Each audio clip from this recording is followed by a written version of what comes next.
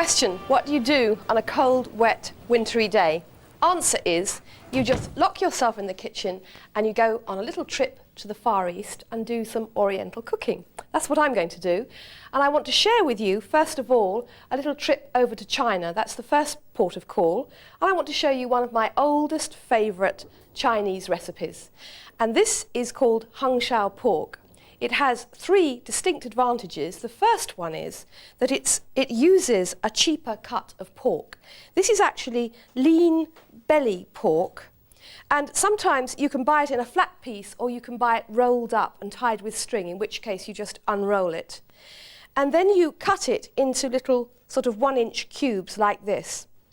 But you'll notice that I've left the skin on, and that's actually very important for the recipe because the pork is going to be cooked slowly, and the gelatinous properties in the skin enrich the sauce in a very, very special way. So leave the skin on, you don't have to eat it. And then what you do is you just place the cubes of meat, skin side down, into a medium-sized casserole. And I told you there were three advantages to this. First one is that you're using a cheaper cut of meat, but you're making something that actually tastes really exotic. The second one is that it cooks long and slow, which is unusual in Chinese cooking, because sometimes Chinese cooking can be a bit of a panic affair because you've got to stir fry everything at the last minute and it's quite difficult. But this, having one long, slow cooked dish, makes it much more manageable. Right, now that's the pork.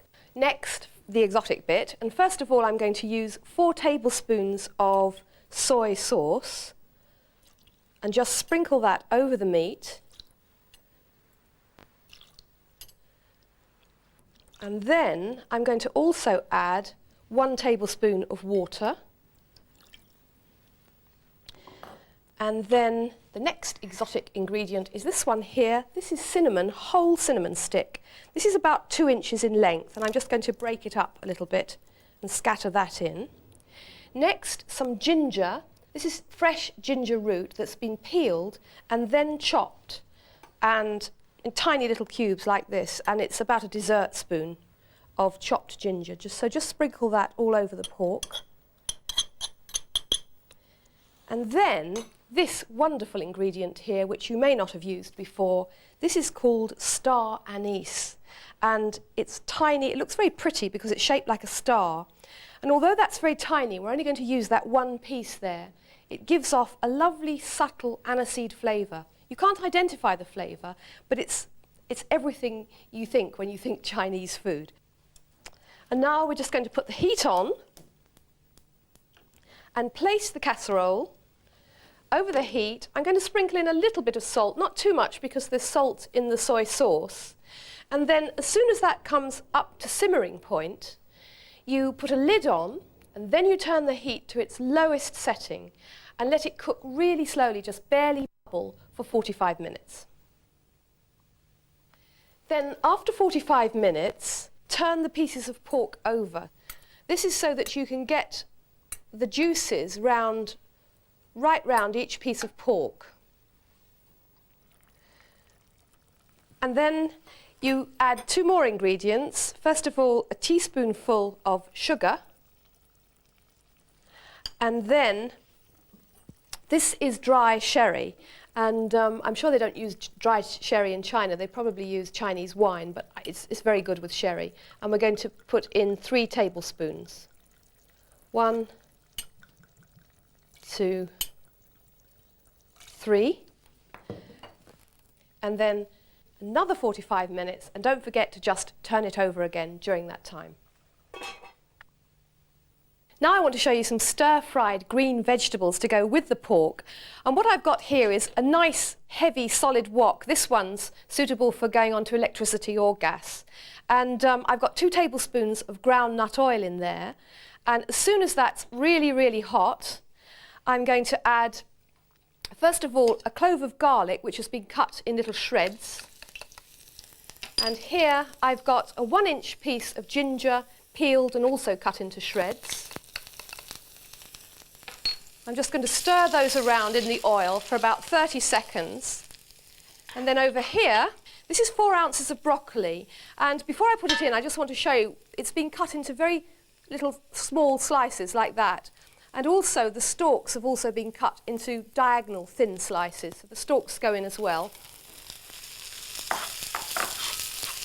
And then along with the broccoli, I've got 4 ounces of shredded cabbage. This is Savoy cabbage here. That goes in next. Stir that around a bit. And lastly, a leek. This is a large leek, and it's been separated into leaves, washed, and then cut again into little diagonal pieces. So in goes the leek. And that's going to be stir-fried for 1 minute altogether. And the principles of stir-frying are the vegetables can hit the sides of the pan and cook extremely quickly. But while they're cooking, the advantage of stir-frying is they're not losing any of their sort of crunch and texture. Now what we're trying to do is serve a complete Chinese meal. So what happens is 15 minutes before the end of the cooking time for the pork, you put some rice on to cook, because that will take 15 minutes, some plain rice. And then at the end of the pork cooking time, remove it from the heat, leave it in the casserole, and stir-fry the vegetables. And then at the end of the stir-frying, you'll serve the pork with the rice. Now what I'm going to do now is add spring onion. The white part has been cut into slices and the green part into shreds. So that'll go in next. And the last thing you do, when they've all begun to sort of shrink down a bit and look as if they're cooked, is you need to add some steam. Might need to do a bit of tasting. And the steam I've got here in my jug is in the shape of 1 tablespoon of soy sauce, 2 tablespoons of dry sherry, and 2 tablespoons of water.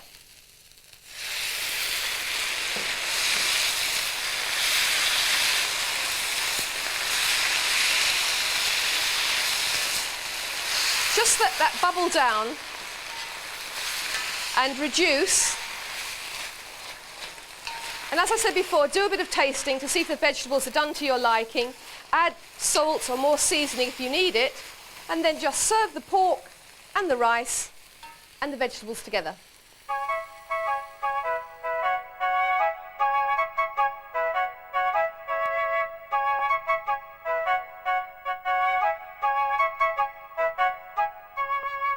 Well, that was our first taste of the Orient. Now we're going to zip off to Singapore. This is Singapore stir-fried noodles, and you start by putting a heaped tablespoon of dried shrimps and 6 Chinese dried mushrooms in boiling water for half an hour. The noodles, rice noodles, sometimes called thread noodles, should be soaked in warm water for 15 minutes. In a wok, cook a chopped clove of garlic and a teaspoon of grated ginger in 3 tablespoons of brown nut oil. Add a medium chopped onion. Then add the soaked mushrooms sliced and drained. The shrimps. Add 2 rashers of streaky bacon chopped very finely. Stir and leave everything to cook slowly for 15 minutes. 3 more ingredients here: 2 ounces of cooked finely shredded chicken, 1 dessertspoon of hot Madras curry powder and 2 ounces of fresh prawns.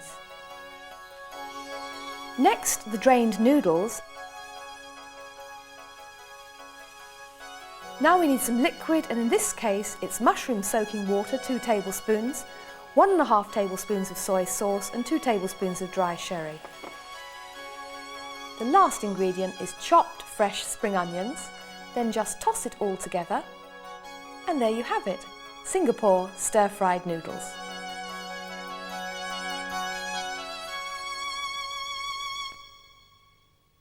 Now we're going to zip from Singapore and visit Japan.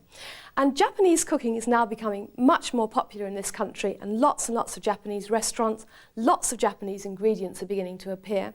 And I want to show you perhaps one of the most famous Japanese recipes of all, certainly the most popular in the West, and that is teriyaki steak. Now, first of all, I'd like to just run through some ingredients for you. In Japan, the main ingredient in all their cooking and at the table is soy sauce. And Japanese soy sauce is the best soy sauce in the world because it's made by a naturally fermented method. And on the tables you always see lovely, elegant little teapot containers full of soy sauce. The next ingredient is this. This is mirin. This is a light, sweet white wine. That's used a lot. Next to that is the stronger white wine. This is called sake. And you drink sake either warm or cold, and you also use it in the cooking. This is a very, very special ingredient, this one here. It's expensive, but it's absolutely gorgeous. It's called sansho pepper, and it's made from the seeds of the sansho tree, and they're dried and powdered down, and it's sprinkled over food. Now, another very popular ingredient in Japan is this one, which is mooli radish. And I'm going to be showing you how to prepare that in a minute. These you're already familiar with, ginger and chilies. And now we're going to make teriyaki steak. Over here, I've got 2 steaks, and the steak to use should be either top rump or rump steak. And you should have the steak quite thick, about 1 inch thick, if possible. Now, to make the marinade, we start off here by putting 2 tablespoons of soy sauce into the dish. And that's going to be followed by 4 tablespoons of mirin, and that's the light, sweet wine. This one you never drink. This one's only used for cooking. 4.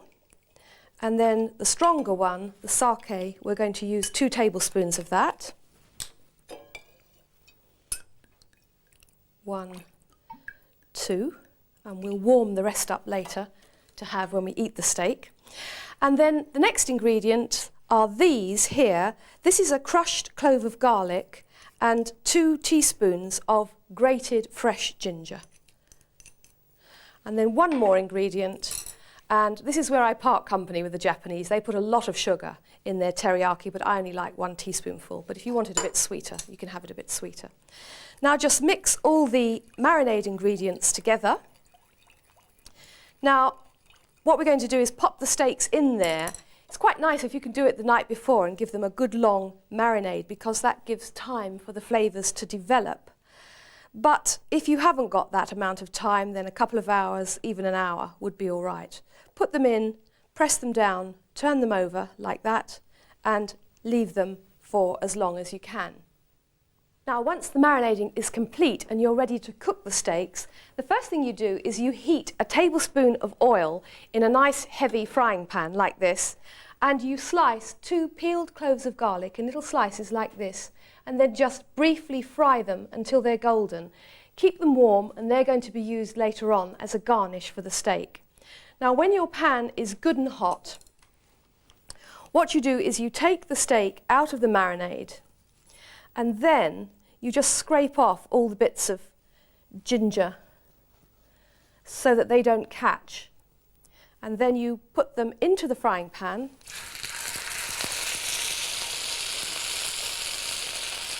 With the heat on high to start off with.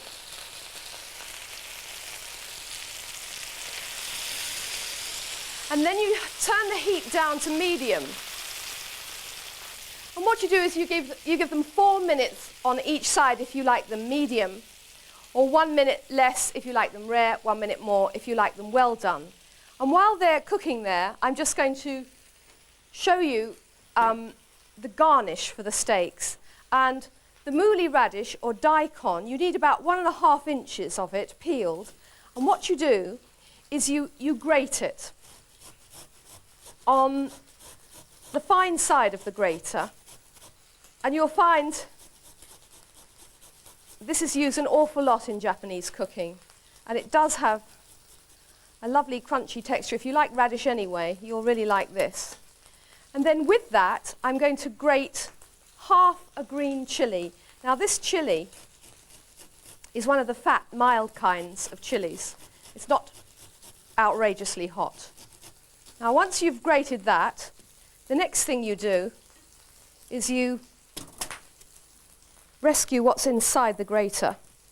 And then you need to gather it up into your hands and give it a really good squeeze. And when you watch, when I squeeze it, you'll see how much juice is coming out of that, quite a lot. And then you shape it. And the traditional way to serve it with teriyaki is in a little cone shape. You need to press quite hard to get it into the right shape. And that goes onto a plate like that and is served with the steak when the steak is cooked. Now, halfway through the cooking time, the next thing you need to do is turn the steak over. Don't worry about the blackened bit on the steak, because just think soy sauce and think barbecue, and that's really how it should be. And then 2 minutes before the end of the cooking time, you pour in the marinade.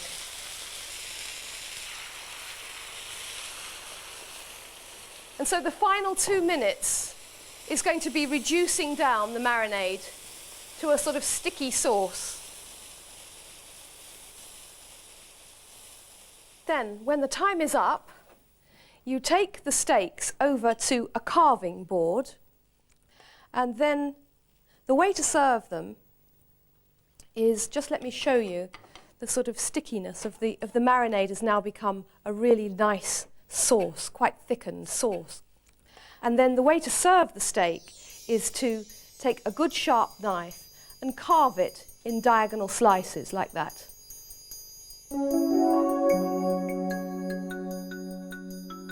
And then you serve it garnished with the slices of sautéed garlic and some sansho pepper sprinkled over, and a garnish of lemon and watercress. Well, now I want to share with you some more of my travel experiences, and last year I was very privileged to be able to go to Bangkok and join the Oriental Cookery School to have some lessons in Thai cooking. And today I want to share with you one of the dishes they taught me, and this is a Thai green curry with chicken. But first of all, I want to talk to you about some of the special ingredients that are now much more widely available, not only in specialist food shops, but now we're seeing them coming into the supermarkets. And the first one is this beautiful, it's almost a work of art, this, isn't it? This is related to ginger, looks a bit like ginger, but it's actually called galangal, or sometimes it's known as Siamese ginger or Thai ginger, but it has the same flavour of ginger and the same kind of texture. This is called kaffir lime, and it's a very ugly looking little lime, this one, but it has the most wonderful flavour in the peel, in the skin, in that knobbly peel. Don't be deceived by what it looks like, because it has the most beautiful flavour. You don't use the juice, you only use the actual outer zest. These are chilies here, and these are what are called bird's eye chilies. They are very fiery and very hot, and you can use them more or less according to how you like to eat curry. Then we've got garlic, which we're familiar with, but these here are special little Thai shallots, pink and shiny, and they have a lovely sweet flavour. The milder chilies, the fat chilies they use in Thailand, we're more acquainted with here. And then this here is Thai basil. It doesn't actually taste the same as the basil we know. It has quite a different flavour, but it's very important in the cooking. Coriander we're all now familiar with since we did the summer collection, where coriander featured highly. One other ingredient is coriander stalk. That's often used, root. That's often used in Thailand as well. But I haven't got any of the root today, so I'm going to show you an alternative. Next, green peppercorns, whole green peppercorns, and these in Thai cooking are used fresh from the bush. But it's winter and they're not available now, so we're going to use these which are preserved in brine. That's okay. This is actually called palm sugar, and it has a similar flavour to our brown sugar, and if you can't get palm sugar, you can use brown sugar. Lemongrass, again, we use that on the summer collection, and that's treated in the same way as leeks or spring onions. This is shrimp paste. And all that is literally pounded shrimps, nothing else, pounded shrimps and salt. This is coconut, and that features very largely in Thai cooking. It's quite hard work, coconut, but I'm going to show you a shortcut to that. And this here is fish sauce. This is in all Thai cooking. And the most important ingredient probably in the Thai kitchen is this fish sauce. Now, if you were a Thai person living in Thailand, what you would do to make your curry paste, which is what we're going to make first, a green curry paste, you would take this pestle and mortar and you would sit down somewhere comfortable and you'd spend probably the whole morning pounding the ingredients together. But here we're not used to doing things like that, so I'm going to just show you a shortcut of how to make green curry paste. Now here I've got the ingredients all lined up on a little saucer, and they're going to be blended with this, which is sort of a mini processor instead of the pestle and mortar. First I've got 5 slices of the galangal, the Thai ginger.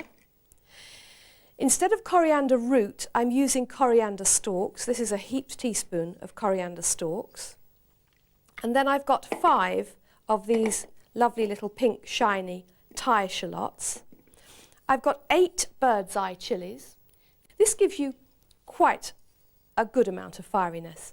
This is the kaffir lime peel, and you can see it's been taken away from the lime and then just shredded very finely. 3 cloves of garlic next, and a teaspoonful of shrimp paste. And then next I've got some spices, and spices aren't used a lot in Thai cooking, but they are in green curry. And I've got half a teaspoon of whole cumin seeds, and these have been roasted, dry roasted, as we did earlier in the series, and then pounded with a pestle and mortar. And this is whole coriander seeds, half a teaspoon again, that have been treated in the same way.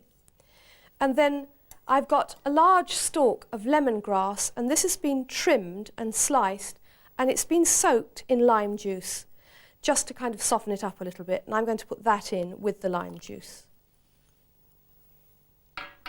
And now I'm going to show you this lovely little gadget. You just stick this bit on top and then switch on, and off it goes.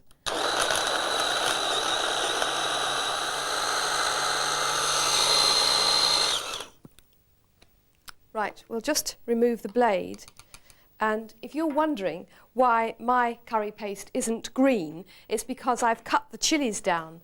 In Thailand, 24 green chilies, that would be quite green, but as I've said before, you can have 24 chilies if you're up to it.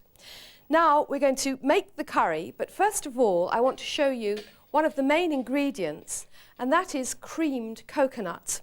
And we're going to cheat because we're going to use tinned coconut.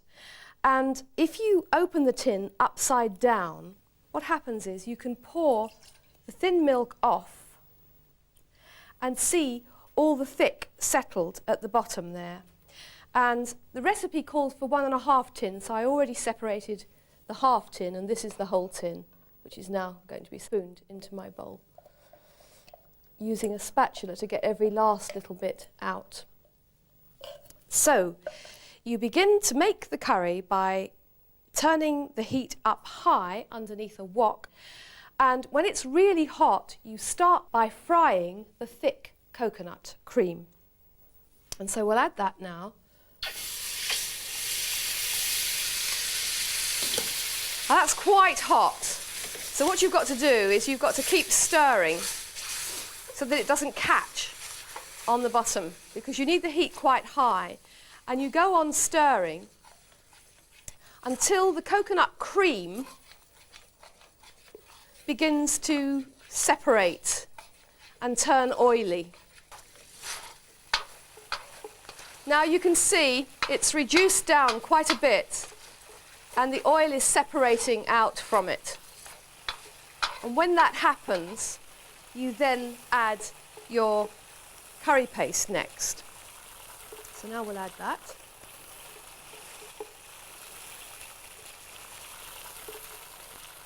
Make sure you get every last little bit. And then the most wonderful thing happens. The aromas are just indescribable, so I won't try to describe them. And now what we're going to do is add the thin coconut milk, and just add that little by little, keeping the heat high and letting it reduce down slightly. And after that we're going to add 2 more ingredients. We'll just get rid of the bowls. And the first one is fish sauce, and this is 3 dessert spoons.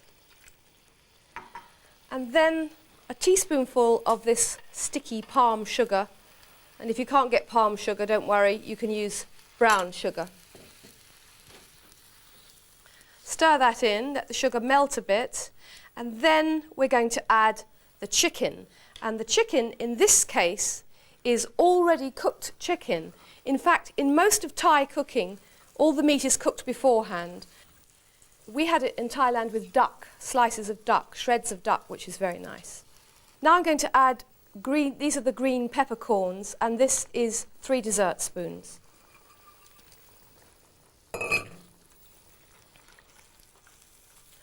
And then it's going to have a garnish. I'm just going to turn the heat down and let it just simmer gently while I show you the garnish. And the garnish is, you remember the knobbly little limes I showed you, kaffir limes? Well, these are actually kaffir lime leaves. And they're rather pretty. They come as twins like this, and you need to separate them. And altogether you need 7 leaves. And the way to shred them for the garnish is to put them on top of one another, like that. And then roll them up very tightly into a tight roll. And then when you've got your tight roll, you take a very sharp knife, sharpest knife you've got, and then just shred them as finely as you possibly can. The finer the better, really.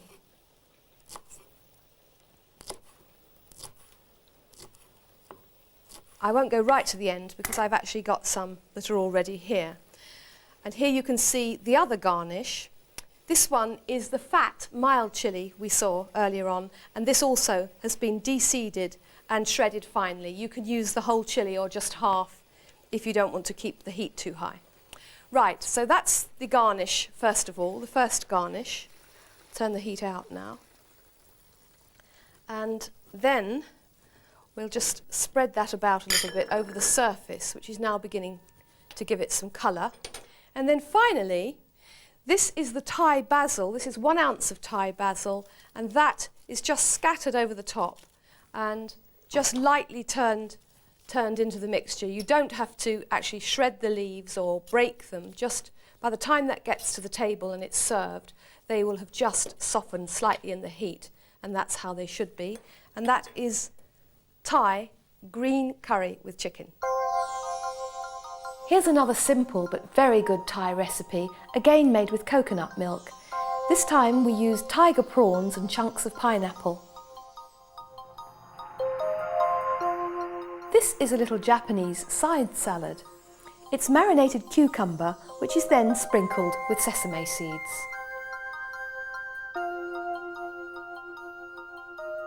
This one's Chinese. It's a stir-fry made with crispy beef and vegetables.